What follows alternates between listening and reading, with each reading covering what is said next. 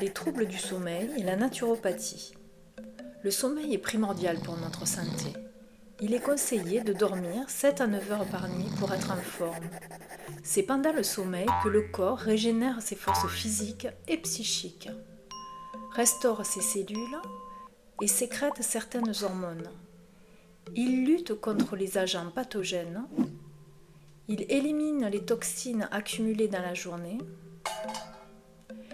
il permet d'évacuer le stress et de régénérer le cerveau, et il permet la consolidation de l'apprentissage et de la mémorisation.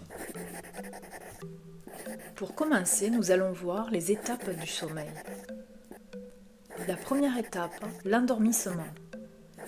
On bâille, la respiration devient plus lente, les muscles se relâchent, on a l'impression de tomber.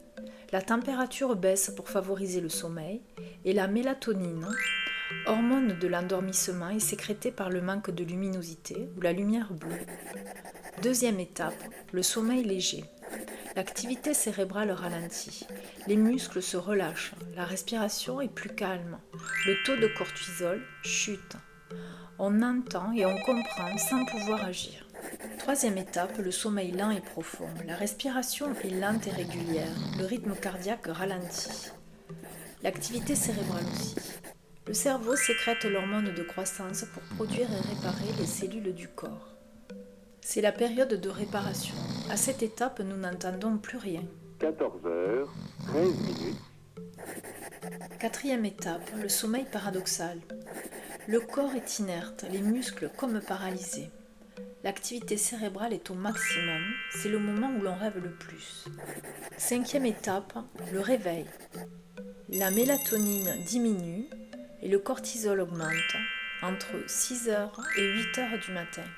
Il y a élévation de la température corporelle, ce qui augmente l'activité du cerveau et des muscles. Les causes. Si l'on met de côté les causes génétiques, médicales comme l'apnée du sommeil, professionnelles avec le travail de nuit, ou d'autres facteurs tels que des lieux bruyants ou le décalage horaire, alors l'hygiène de vie et les mauvaises habitudes sont régulièrement en cause. La sédentarité, l'activité physique le soir, la consommation d'excitants ou d'alcool, des repas trop riches, les écrans avec leur lumière bleue qui stimule le cerveau, et bien sûr le stress et l'anxiété.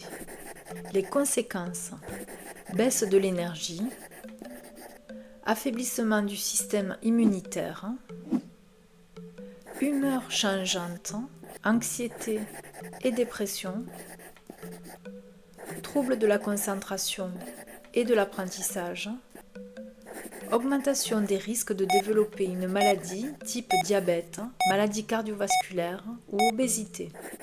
Que peut faire la naturopathie ? Dans un premier temps, on va travailler sur l'alimentation, car en plus d'une alimentation riche en bons nutriments et variée, la naturopathie va proposer un petit déjeuner riche en protéines qui favorise la production de sérotonine et de dopamine, qui sont essentielles pour la production de mélatonine, l'hormone du sommeil. L'après-midi, une collation sucrée va stimuler la libération d'insuline, qui à son tour va jouer sur la production de mélatonine. Pour le repas du soir, il va être intéressant de manger plus tôt et de privilégier des glucides et des légumes afin d'alléger la digestion et favoriser une fois de plus la production de mélatonine. Attention aux protéines animales qui entraînent une digestion lourde et lente, en rendant difficile la digestion et la relaxation au moment de coucher, ce qui va perturber la qualité du sommeil. Ensuite, il y a la gestion des émotions, en mettant en place des rituels du coucher, qui vont permettre l'apaisement du mental et la relaxation avant de s'endormir. Pour cela, il va être important de se déconnecter des stimulations extérieures, de laisser les écrans de côté et de se plonger dans une bulle qui vous fait du bien. Cela peut passer par des exercices de respiration, un bon livre, écouter de la musique douce par exemple. À vous de trouver l'activité calme et reposante. Avec la répétition, votre cerveau va reconnaître ses habitudes et se conditionner au repos. La naturopathie préconise aussi le mouvement pour stimuler le corps et se déconnecter avec le mental. En choisissant une activité physique qui vous correspond, telle que la marche quotidienne, le corps va alors sécréter de la sérotonine, qui est un précurseur de l'hormone du sommeil, et va donc faire baisser le cortisol, l'hormone du stress.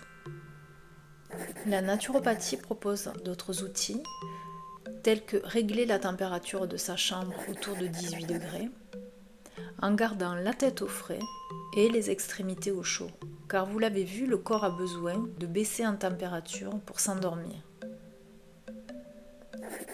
Soyez vigilants en testant l'éviction des ordinateurs, téléphones portables, box, radio-réveil électronique dans la chambre, car certaines personnes peuvent être sensibles aux champs électromagnétiques.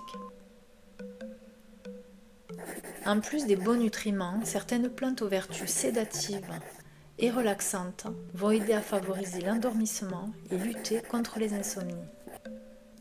Si vous vous sentez un petit peu concerné par le sujet, mais que vous ne savez pas trop comment vous y prendre, alors je vous invite tout simplement à aller sur angnaturaux.fr et vous pourrez, si vous le souhaitez, prendre un rendez-vous en visio ou tout simplement en consultation directement au cabinet.